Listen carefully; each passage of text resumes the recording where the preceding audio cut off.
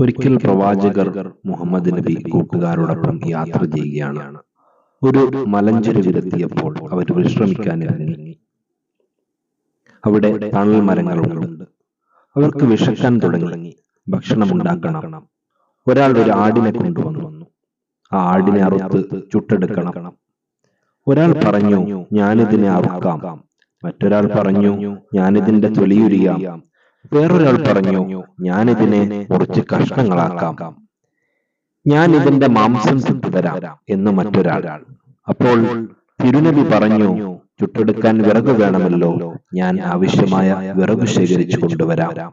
അപ്പോൾ എല്ലാവരും പറഞ്ഞു, വേണ്ട, പ്രവാചകർ അങ്ങനെ ചെയ്യണ്ട, ഇവിടെ വിശ്രമിച്ചുകൊള്ളൂ.